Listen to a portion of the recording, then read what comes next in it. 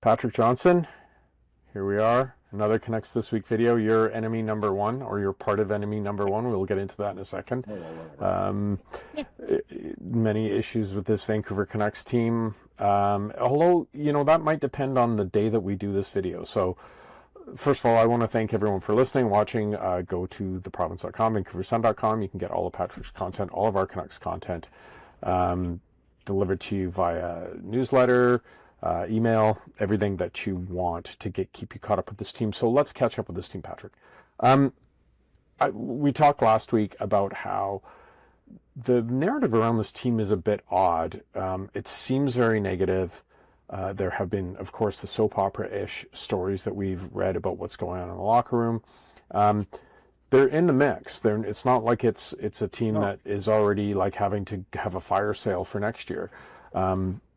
So it's not necessarily negative that way, but we see, the team struggle a bit on a road trip, being close against bad teams like Montreal and losing in overtime, being close against good teams like Washington and getting a point out of that, beating Toronto fairly convincingly, and then just getting absolutely rubbished by Winnipeg. So the roller coaster ride is on with this team. In your opinion, why is there such variance in performance and results? Great question. It is the $1 million question, isn't it? It's a team that there's a lot of things that are defensively going well. I wrote about this a little bit earlier this week. There is a dramatic difference in how this team has played defensively between when Bruce Boudreau was in charge and when Rick Tocchet was in charge. He's been in charge for almost 2 years now. And almost immediate. It was an almost immediate effect that this team got better in its own end. And there were reasons that have been described in various ways, but essentially they had a plan. They didn't really have a plan before. The question has been what's going on with their offensive game. And you just look at someone like Elias Pettersson, an important offensive player for this team. It's not just that his shot volume is down, it's all the things that don't happen connected with that. And I was looking at some of his numbers, and I'm writing a bit about his numbers today. He's creating fewer rebounds. Because he's shooting less, that means he's scoring fewer goals. And that means that there's fewer rebounds and fewer chances for teammates, right? Like, it's all kind of one. It starts with one, and this is all the reasons. You miss 100% of the shots you don't take, Patrick. It's true. It's actually very apt in this case. Very apt in this case. So, this is a team that is struggling on offense, and part of the reason is because both of its centers are struggling. There's just simply not as much happening with them on the ice. Now, is that because of the system? I don't necessarily think so. There is an element of talent of the players that are on the ice, and obviously the change in the defense core from what it was last year to what it is this year. There is less puck moving ability. I look at a guy like Derek Forbort, who is a great example of where you struggle to match the eye test with what the numbers say. The numbers say he's actually doing really well, that the puck is at the offensive end of the ice. The Canucks are generating more shots with him on the ice than when he's on the ice. That he has been a useful player. And then you watch him try to pass the puck and he hits people in their feet. So what is it, right? There's that statistical. We don't necessarily understand why it works, but it works element to it. But the overall picture is that this team has struggled to, I think more than anything, retain possession in the offensive zone, and they've struggled to get to the middle of the ice, which everyone knows is where the goals are. So if you're looking for why they've struggled to be consistent, it's because, last year obviously they had a lot of luck involved in their offense, but just in general they are not finishing as well. You can look at, there's a whole bunch, hockeyviz.com has some great charts that show you where they're shooting from. They're just not shooting from the middle of the ice like they did last year. They're not finishing as well as, they are generally been a pretty good finishing team, and I think that will come back. They had a lull before Christmas. They're not scoring. They were never going to score in bunches the way they were last year, but this team has not been scoring at all, and that's not what we expected. No, and frankly, it's you from the start of the season, you've been talking about how defense is the biggest problem with this team and how they would be making a move for a defenseman, and yet, I know it's easy to cherry pick stats, but we are past the halfway point of the season now.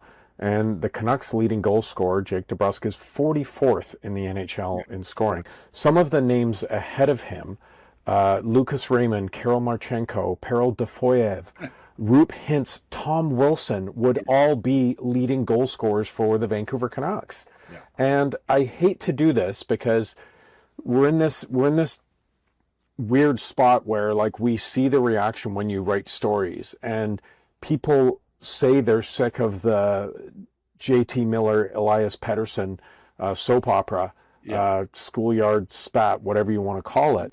I'm sick. Yet, so am I. But people read it. But since I look at those two players as almost the biggest culprits, I'm sorry, but in the salary cap era, you are tied to what you are being paid in terms of your production, and the fact that both of them are down in the same year for whatever reason, that's a massive problem for this team when we thought the blue line was the area they were going to have to fix. And the fact that they're so weak in front of goal, how do you fix this? Is it chemistry? Does it have to be a trade? Well, I've come to a conclusion. I look at, I wrote this on Wednesday for Thursday's paper. Like a lot of what Rick Tocchet But Wednesday for Wednesday's website, Patrick. Wednesday for Wednesday's website.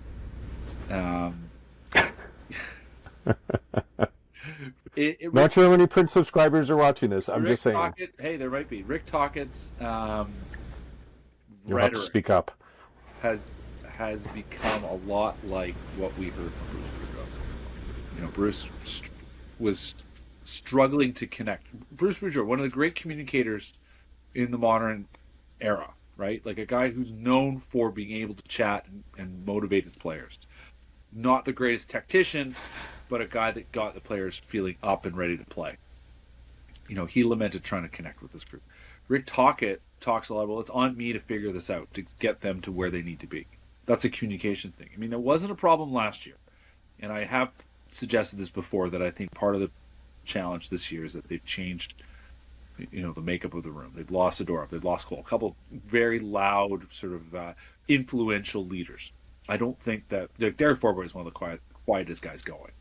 Danton Heinen, the list goes. Kiefer Sherwood, I think, has found, he's found his role, but he's not a guy that's going to take up oxygen in the way that those other two did. Now, but the bigger picture remains that there is some sort of issue with connecting. And if you want to think about it, this is the same group that's been here for 6 years, right? 7 years in some cases. Nothing lasts forever. This team has made the playoff. They made the playoffs obviously in COVID, but in that era, they made the playoffs twice, and otherwise they've been out. They are currently sitting in a playoff spot. There is no denying that, and they are in a decent enough spot. If they play okay down the stretch, they should still yet make the playoffs. But that's not a great place to be, and that's not where management wants to be, and that's why on the weekend I thought back all the way to Pat Quinn. Obviously, a bit of a different circumstance in that he was looking at a team that, he realized he had misfired, and it was not as talented, and it was not as big and strong as he wanted it to be. And they were pretty mediocre, and he said, he realized this was kind of it. This was his year, that was his fourth season, right?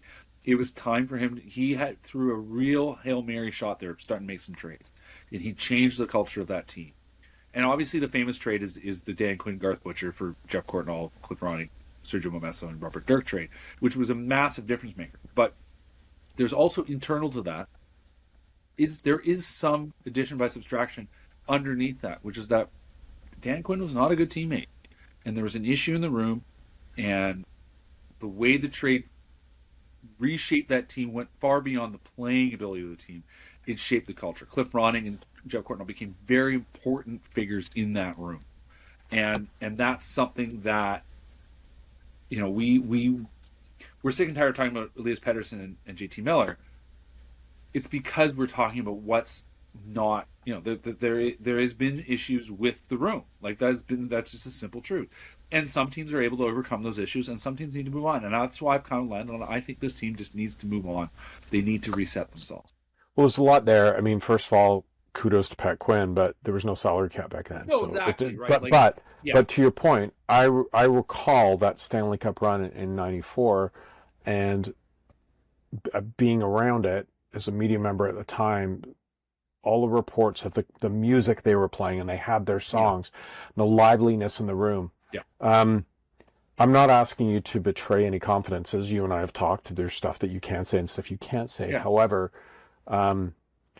it's no doubt, having someone who was involved in being someone was involved in Tony Gallagher, there were always accusations of the media being too negative. Sure. But I see a team that fans are not connecting with this year. And you said nothing lasts forever, but we're talking about months since they were like right there at the conference finals. But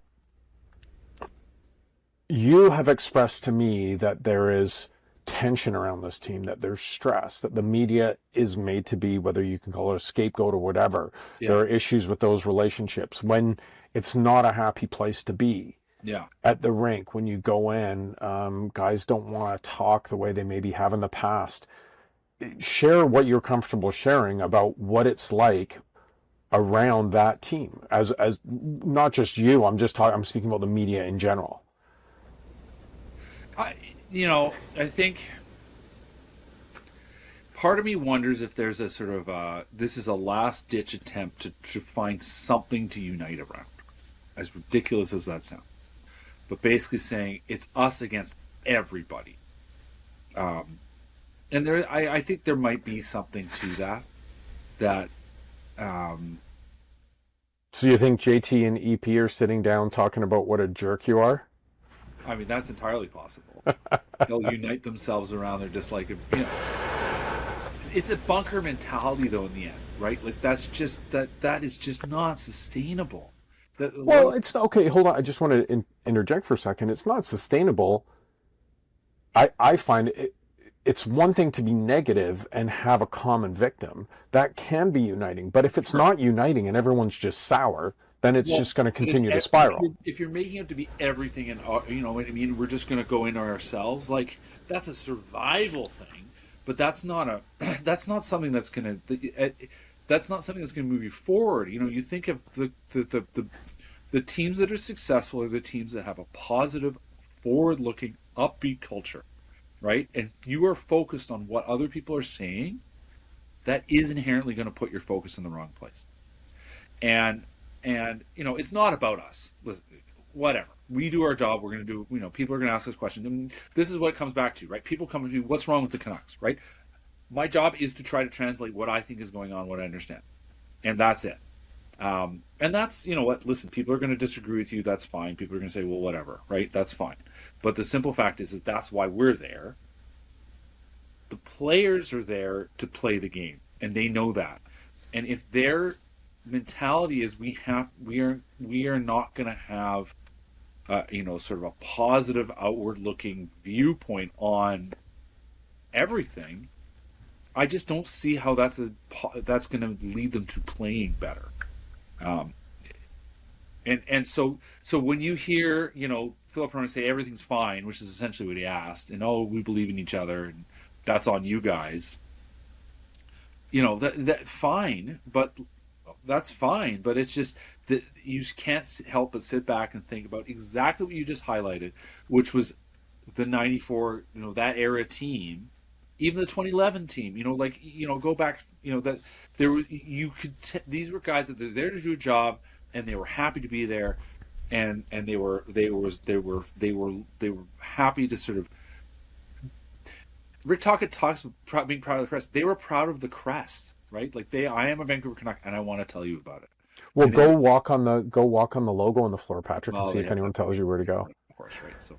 But the 94 team, I know you're sick of talking about the 94 team, but those guys will tell you that was the most fun team they ever played on. Yeah. The 82 team, which is your team, that team is absolutely notorious for how much fun those guys would have. And obviously things are different. They don't go out and have rollicking big nights out. They still, have nights out, but it's not like it used to be. No, you used to hear, like, for up until fairly recently, you'd hear about Canuck Christmas parties. Yeah. You'd see the pictures released of this of the way they dress. But I do find it to be fascinating in a way. And you've talked a lot about what makes teams successful. One of the big things is not just having fun or enjoying going to work. I think we all can relate to that. It's accountability. And, I recall one of the teams I covered, someone I had rightly criticized dressed me down the locker room in front of everyone else. And after they left, I was younger, I was a little embarrassed by it. And I had 3 players come up to me and say, "You were spot on. He's just doing that because he's embarrassed and he's trying to save face with us. But what you wrote, we all understand that. Yeah. We all understand that, Oh, yeah.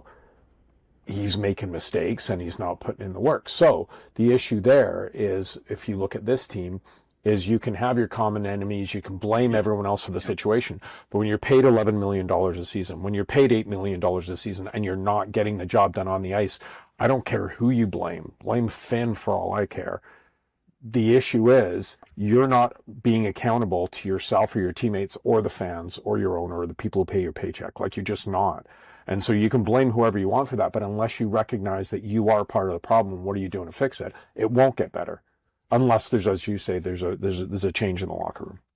And I look more broadly, like there's sort of an organizational, cultural issue here, but it's how they represent themselves, say, on social media, right? They have a very bland presence on social media. They used to have a lot of fun, but you look at the jokes they're made. The social media team is not allowed to essentially represent themselves as a fun, outward-looking group. It's like, oh, here we are, showing up to the ring. It's a lot of formula, and there's good people. Like I know the people that deal with they're fun people, and there's just no personality being allowed to be shown. The team isn't allowed to show any personality. What little there is very stock and very kind of. And you talk about the Christmas party, like you're exactly right. Like the one of the defining images of the 2011 team is that Christmas party photo with the Sedins and Burroughs and Kessler and Luongo, and the amount of fun those guys had. They were there to do a job. They were super professional. They took themselves to a level that, with the assistance of coaching and management of the era, to a level that they hadn't been at before. And they had fun. And they knew how to sort of express. They like going to the rink. So, yeah, like it's just, and so that's what we have to go on, right? Like, this is a tense situation. It's a difficult situation. We're, for whatever reason, the avatar for their frustrations. So be it. But the fact remains, this team is not playing very well. The coach is frustrated, and it would defy reality to think that there aren't players. And as you said, there are going to be guys that come and say, well, this isn't true, right? Like, the united front is fine, but there's still people, and that's why, listen, I can't tell you who I talk to, but there's people that know stuff, and they are happy to tell you what's going on because they have opinions, right? Yeah. Like, when you hear that so-and-so is, that so-and-so is an issue, or so-and-so has an issue with so-and-so, right? Like, it's born in conversation. You're not making it up. Like, I don't think fans understand that. It's hard to, we've all, I think your analogy of we all go to work, like, in the end, this is work, right? Like, yeah. These guys play a game, they're fortunate, they're incredibly, lucky and blessed to have this immense physical skill. It's amazing. It's wonderful. I think we all would love to be able to be that person, right? And so, but it is their work. It is their job. And inevitably there are personalities, there are frustrations you feel about such and such a coworker. You feel a certain way, whether it's positive or negatively. People ask you, how's it going at work? Well, I'm blah blah blah. Like, those things happen. And that so to sort of try to deny that as a thing speaks volumes in itself. Yeah, I just hope the team doesn't wait until they really slip out of any sort of contention before it's addressed. I think they will, just from looking at the past trend of, Jim Rutherford is well known to be a guy who gets ahead of the market. He said, let's make some trades. Obviously things are different. The cap era is much different even now than it was, say, in 2006 when he built his Stanley Cup winner in Carolina and got ahead of the market, traded for Doug Weight, traded for Mark Recchi, made all these moves. He did these things in January, right? Like, the Canucks traded, Patrick Allvin has learned very well. He traded for Nikita Zadorov last year at the end of November, right? Yeah. He got on with it. So the idea that they're just going to sit and wait, I think, is unlikely. Obviously they've got the Four Nations Cup coming next month. will they try to make a move? I mean, Bo Horvat was traded right before the All-Star game, right? Like there are. I do feel that they are trying to make something happen. I think they do recognize the need to mix things up. That again, nothing lasts forever. Um, Well, and that the way this team is moving is not moving. They really wanted to see their team move, so sort of solidify themselves into that contender status that they were hinting at last year, right? There was sort of a moment where you're like, okay, this team could be something. We saw them obviously playing very well in the regular season. Can they keep this going? They did keep it going. They obviously sputtered towards the end of the season, but they still kept moving forward. They kept winning games. They kept sort of developing and evolving as a team. Um, like, but this season has not gone well. And there's a lot of reasons why it's not gone well. Some of it's been injuries, some of it's been underperformance, some of it has been, and then some of it's been culture, and some of it's been, difficulties between players, whatever. Like, they just aren't. It is obvious just from the results that this is not a coherent situation. And so from that standpoint, I think there's going to be changes coming. yeah, fascinating that you've written a lot about this, how their home record is really they would be well out of the playoff pictures if you just went off their home trend. Yeah. It's how they performed on the road, and now they've got 3 of the next 4 at home, including 2 against the Oilers. Yeah. And of course, the Oilers being the comparison because they're in their division. Yeah. Last year, the playoff series was so great.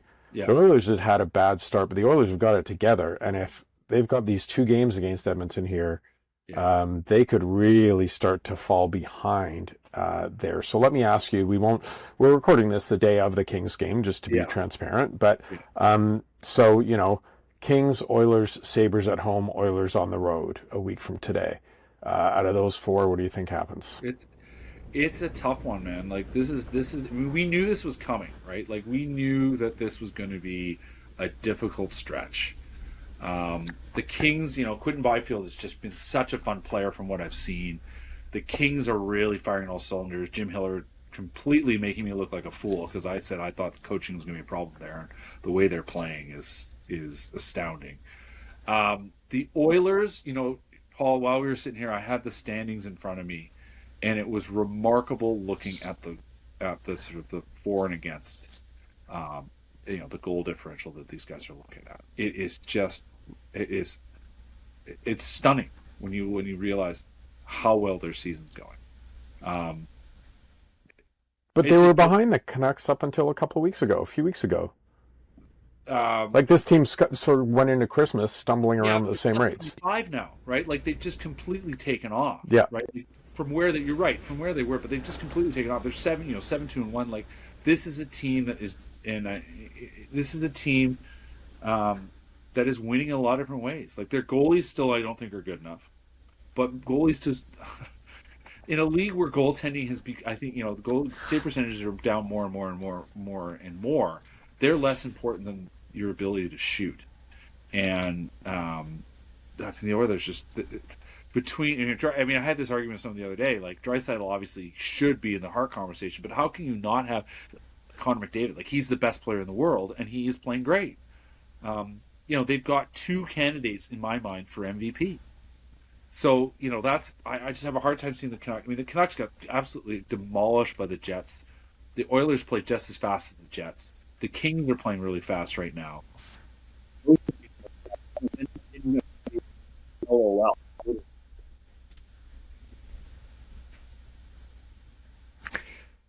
Well, I'm going to say that the Canucks go 2-2. I don't know. This is just my. They'll go 2-2. They pull. No, my optimism. Game, my optimism, as you know, is counters your negativity because you're the actual beat writer. But 2-2 is as good I can go this week. However, I am going to say, just because I love to always stick the knife in when I do those stupid polls on your stories, I think they lose to the Kings and the Sabres and they sweep the Oilers.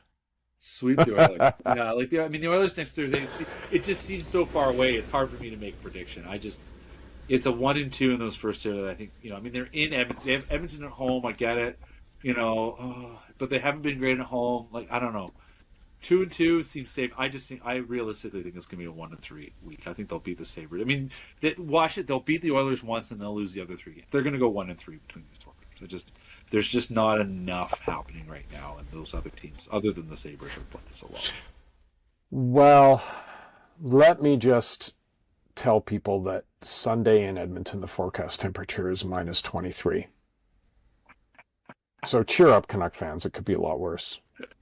It was pretty dark this morning, Paul. I don't know. It was dark. I'll tell you this. It was darker in Edmonton, and it wasn't minus 23. So, fair enough. It was still, the sun wasn't even up yet. You're right. Okay, I want to thank everyone for listening. Patrick, thanks for your time. Thanks for your insight. This is a bit longer, but a good one. A lot of stuff to ponder. Points to Jonathan ponder. McDonald with this team, and hopefully things turn around and they get a little better to watch, because I've seen that complaint from a lot of fans is even though the results aren't there, it's just the games aren't fun to watch. So let's hope that turns around. Go to theprovince.com, sign up for Canuck Report. You get all our content every week. Thanks for listening, everyone. We'll talk to you next week.